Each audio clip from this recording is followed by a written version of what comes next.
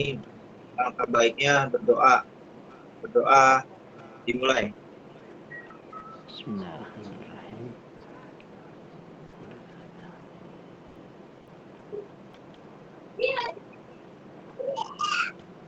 Selesai.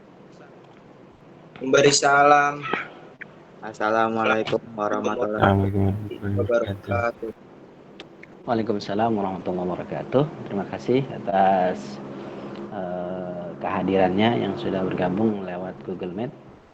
Oke, langsung saja. Alhamdulillahirabbil alamin. Allahumma shalli ala sayyidina Muhammadin wa ala alihi wa sahbihi ajma'in. Amma ba'du. Pada kesempatan siang hari ini kita dapat melanjutkan program PJJ bersama SMK 69. Mudah-mudahan apa yang kita lakukan pada hari ini menjadi satu nilai ibadah di sisi Allah Subhanahu wa taala. Amin. Dan tentunya dapat menjadi cita-cita kita bersama menjadi siswa-siswi yang memiliki manfaat untuk keluarga, orang tua, agama, bangsa dan negara. Amin rabbal alamin. Amin. Ada yang sudah mengakses dari lampiran yang Bapak tayangkan di Google Classroom ini? Kisi-kisi dan buku yang dikeluarkan oleh Mendikbud. Sudah ada yang mencoba? Boleh di open mic untuk ngambil respon dari apa yang Bapak tanya. Yang belum, nggak apa-apa. Kita akan urai. Oke. Pada materi kisi-kisi ini, ya, menurut informasi yang disampaikan oleh Dapodi Wakil Kurikulum Pak Ki Agus, bahwa pelaksanaan PAS itu tanggal 30 ya, masih tanggal 30. Adapun kenapa ini kisi-kisi Bapak bisa sampaikan lebih awal agar nanti ya pekan depan sudah mulai masuk kepada tugas-tugas yang belum diselesaikan oleh seluruh siswa, baik itu tugas harian ataupun tugas-tugas yang sifatnya langsung kepada materi yang Bapak sampaikan, ya. Oleh karenanya melalui kisi-kisi ini harapannya PAS atau PTS yang beberapa bulan lalu kita lakukan itu hampir 70% siswa masih mendapatkan nilai-nilai yang di bawah harapan 85 gitu ya.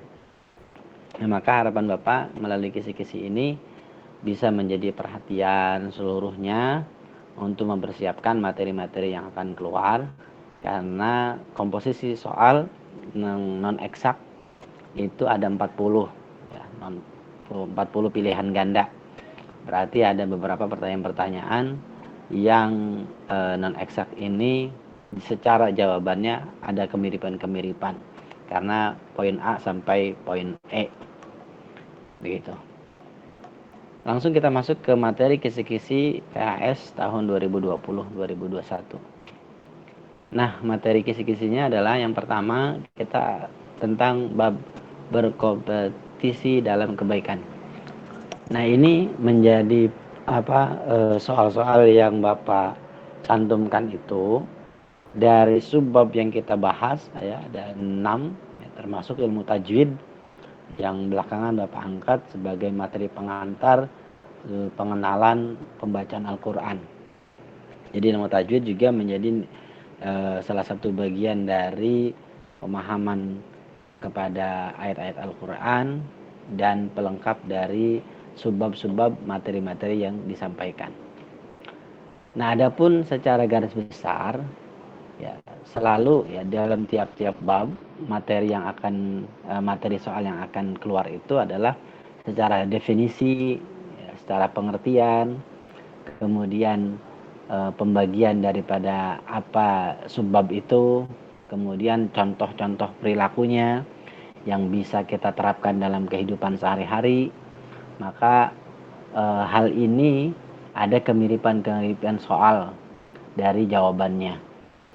Nah, tentu tiap-tiap soal dengan komposisi 40 itu adalah masing-masing berarti dari 6 subbab ini kurang lebih ya kisarannya sekitar bisa 5 sampai 6 model soal yang beragam. Yang berikutnya adalah tentang etos kerja, di mana secara pengertian etos kerja ini semua siswa ya diharapkan mampu memiliki semangat untuk memiliki kemandirian ya, kemandirian dalam melakukan fungsi kerjanya. Karena ke depan kita ini ya dengan kondisi PJJ sekarang ini kan belum bisa dilakukan satu penilaian langsung ya oleh teman-teman guru produktif bagaimana seorang siswa, seorang siswi dipersiapkan untuk dunia kerjanya. Nah, kita nih belum tahu nih, belum lihat kondisinya. Nah, oleh karenanya secara definisi dan teori fungsi etos kerja ini bisa diterapkan dalam kehidupan sehari-hari. Tentunya dengan kita disiplin. Ya, kalau kita lihat dari beberapa pertemuan, nah ini minim sekali ya. Bapak juga melihat kehadiran siswa itu sangat minim. Ya, hampir katakan satu semester ini tidak pernah mencapai angka 80% kehadiran siswa. Nah, berarti apa? Berarti kedisiplinan dari etos kerja kita ini secara umum masih belum mendekati harapan teman-teman guru produktif gitu. Nah, adapun contoh-contoh perilaku yang misalnya secara teori bisa kita pelajari lewat buku teks ya, secara teorinya Bapak menilai bahwa etos kerja ini bisa kita lakukan dalam kehidupan sehari-hari. Contohnya misalnya kita meringankan beban kerja orang tua ya dengan kita melakukan hal-hal yang pekerjaan-pekerjaan kecil tapi itu bisa meringankan orang tua kita. Ya. Nah, adapun juga kita disiplin di dalam belajar itu bagian daripada etos kerja yang bisa kita lakukan sebagai siswa mengumpulkan tugas-tugasnya dengan tertib itu juga dari fungsi kerja, etos kerja. Nah, yang berikutnya adalah kita akan mengangkat tentang toleransi. Toleransi nanti boleh dicek pada Quran surah Yunus ayat 40 sampai 41 tentang arti kandungannya ya dan tajwidnya. Nah, secara tajwid Bapak akan angkat materi tentang hukum mim mati. Hukum mim mati. Nah, hukum mim mati ini secara garis besar ada 3 komponen. Yang pertama adalah ikhfa syafawi, kemudian idgham misli atau idgham mimi, yang ketiga adalah izhar syafawi. Yang menjadi catatannya adalah ketika hukum mim mati ini bertemu huruf ba, dia wajib ikhfa syafawi. Ketika dia berjumpa mim mati dengan huruf mim, maka dia wajib idgham misli. Berarti selain huruf mim dan huruf ba, dia wajib izhar syafawi. Jadi poin pada materi tajwid itu adalah hukum mim mati. Hukum mim mati. Yang berikutnya adalah makharijul huruf ya. Makharijul huruf itu yang Bapak angkat pada pertemuan lalu tentang menurut Imam Khalil bahwa pendekatan makharijul huruf atau kumpulan huruf-huruf hijaiyah yang tergabung di dalam anggota tenggorokan kita sampai mulut kita itu memiliki tempat yang berbeda-beda ketika kita mengeluarkan huruf alif sampai huruf ya. Nah, nanti di mana tempatnya? Contoh, Bapak katakan misalnya huruf mad. Huruf mad adalah alif, waw, ya. Maka 3 huruf itu memiliki letak ketika kita ucapkan itu berada pada rongga tenggorokan dan rongga mulut. Berbeda dengan huruf qaf. Huruf qaf itu berada pada pangkal lidah. Pangkal lidah kita mengenai langit-langitnya. Ko, ya, ko itu kalau kita agak ketekan gitu. Itu qaf ya. Terus sampai huruf ya.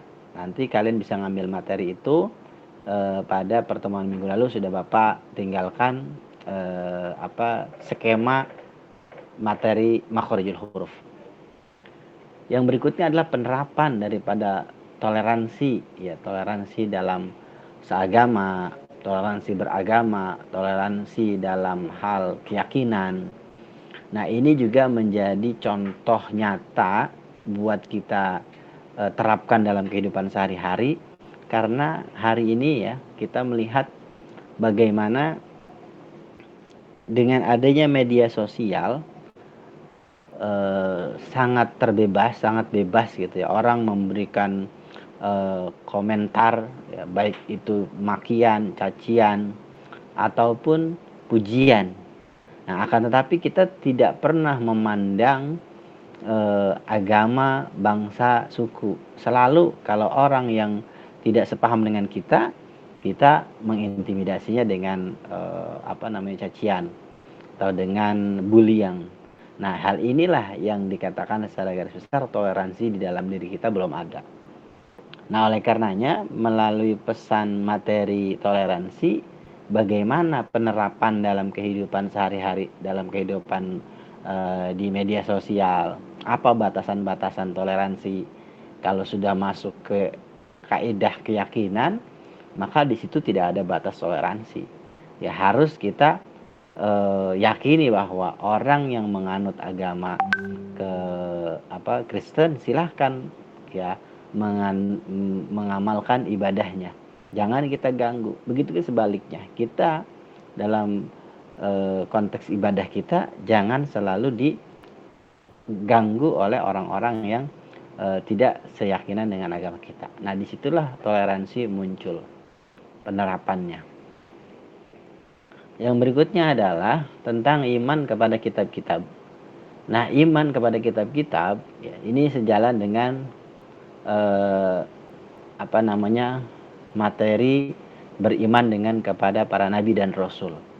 Ya, berurutan gitu ya, berurutan. Tentang apa kitab-kitab yang diturunkan kepada nabi-nabi terdahulu sebelum Nabi Muhammad. Tentu Al-Quran menjadi satu kitab yang fenomenal yang sampai hari ini sudah 14 abad tahun yang lalu menjadi sumber inspirasi, jalan hidup, pedoman, sumber hukum untuk bisa diterapkan di dalam kehidupan sehari-hari.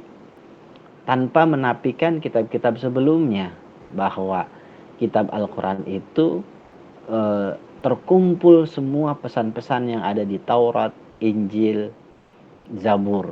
Ya. Adapun suhuf-suhuf yang pernah diterima oleh para rasul, ya, itu juga ada pada Al-Quran.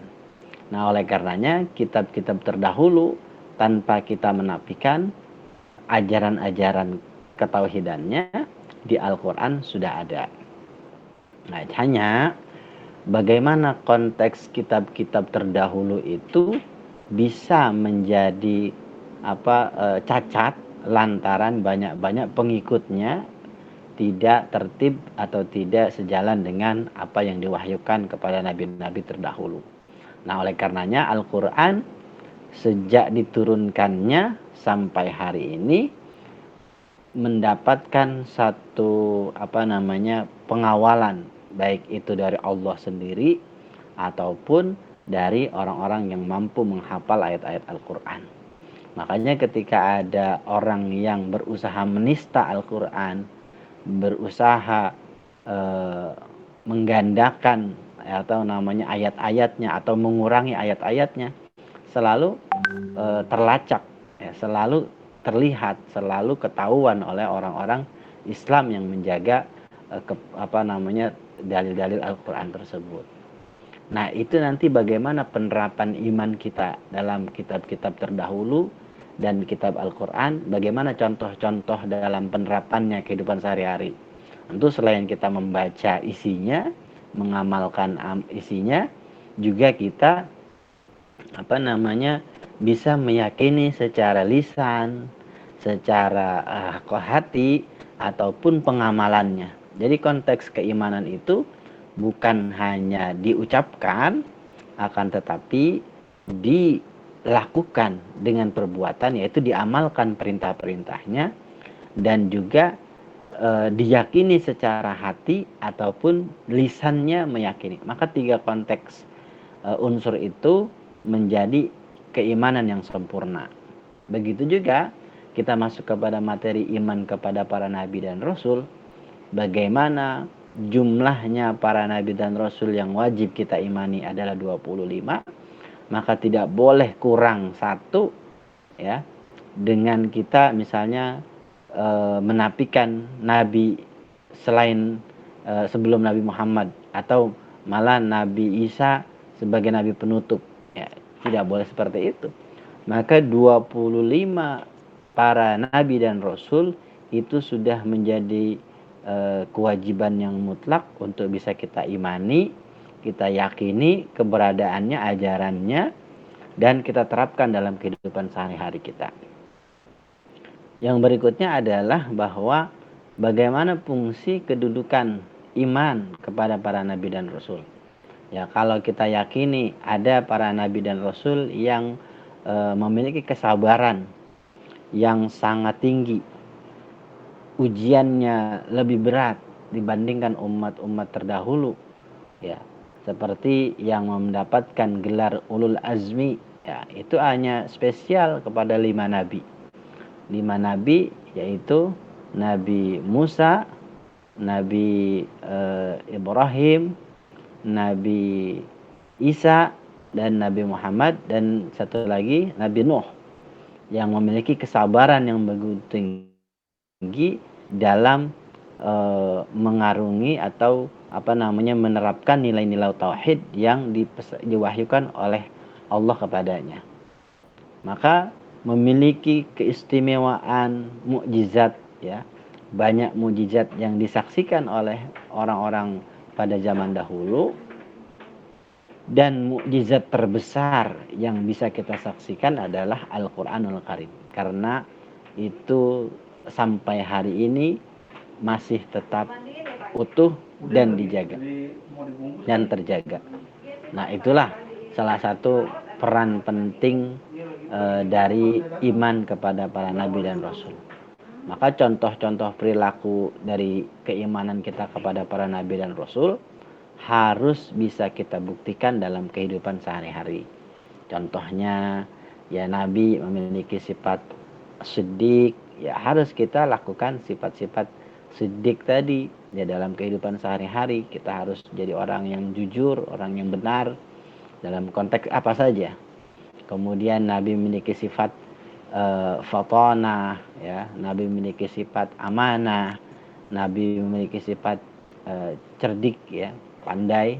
Itu juga harus bisa kita terapkan dan kita teladani. Tentunya sebagai siswa kita disiplin belajar, ya, jujur, tertib. Insya Allah cita-cita kita dalam dalam kehidupan ini akan sukses. Yang terakhir adalah materi tajwid. Nah, materi tajwid sudah Bapak sampaikan. Maka sebagai materi pengantar dari 6 subbab ini, kalian bisa mencocokkannya pada buku fisik. Ada buku yang Bapak lampirkan ini tadi, ya, buku PDF, versi PDF. Nah, adapun ini bisa kalian akses pada materi di bukunya, ya, untuk kelengkapan bahan bacaan, ya. Insya Allah nanti kita akan coba terapkan kedisiplinan ini agar kita bisa menjadi harapan orang tua kita, ya, punya prestasi di SMK 69. Yang terlupa tadi dari Bapak adalah tentang pelaksanaan pengurusan jenazah, ya. Di sini juga ada harusnya. Saya lupa nih. Pengurusan jenazah ada ya. Berarti nanti di sini ada tambahan sedikit tentang bagaimana penerapan rukun-rukun dari tajhizul mayyit. Karena tajhizul mayyit ya, upaya penghantaran kita kepada mayit itu sudah kita pelajari. Ya, dari mulai kita memandikan, mengkafankan, mensolatkan sampai menguburkan. Ya, yang paling penting adalah semua itu adalah hukumnya fardu kifayah. Artinya ketika sudah dilakukan oleh sebagian kelompok atau satu orang yang memandikan jenazah, itu sudah tergugurkan kepada orang-orang yang lain. Nah, oleh karenanya kita ya dalam kehidupan berumah tangga ya, dalam kehidupan bermasyarakat, ketika ada sanak famili kita yang meninggal dunia, ayo kita menjadi ambil bagian sebagai pengguguran daripada rukun ataupun yang disebut fardu kifayah tadi. Begitu barangkali ya, sebagai materi pengantar ini Bapak cukupkan. Kalau ada hal-hal yang mau ditanyakan, bisa kita langsung diskusikan di forum Google Meet ini, ataupun nanti kalau mau bertanya secara japri lewat WhatsApp silakan. Untuk dokumentasi, Bapak persilakan dibuka kameranya dulu. Bapak mau screenshot untuk pelaporan ke wali kelas.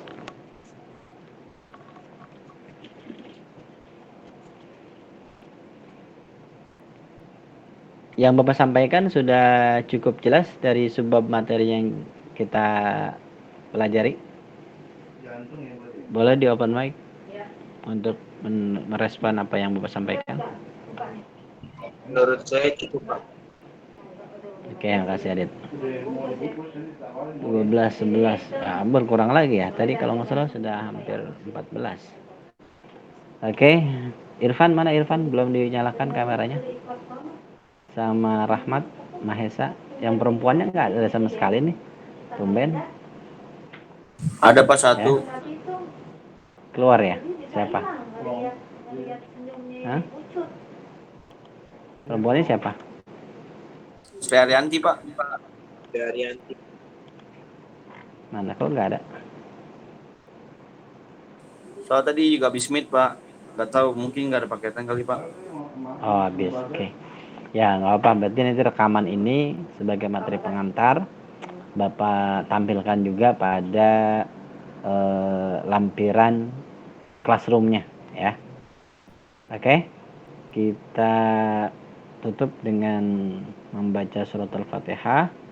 Kita mohonkan agar orang tua kita, guru-guru kita senantiasa Allah berikan perlindungan dalam mendidik kita, mendampingi kita. Mudah-mudahan rezeki yang didapatkannya halal dan berkah untuk kehidupan kita, pendidikan kita sampai pendidikan tinggi. Al-Fatihah. A'udzubillahi minasyaitonir rajim. Bismillahirrahmanirrahim. Alhamdulillahirabbil alamin, arrahmanir rahim, maliki yaumiddin. Iyyaka na'budu wa iyyaka nasta'in. Ihdinas siratal mustaqim. Siratal ladzina an'amta 'alaihim ghairil maghdubi 'alaihim waladdallin. Amin. Terima kasih. Assalamualaikum warahmatullahi wabarakatuh. Waalaikumsalam warahmatullahi wabarakatuh. Terima kasih Pak. Izin pamit Pak. Assalamualaikum.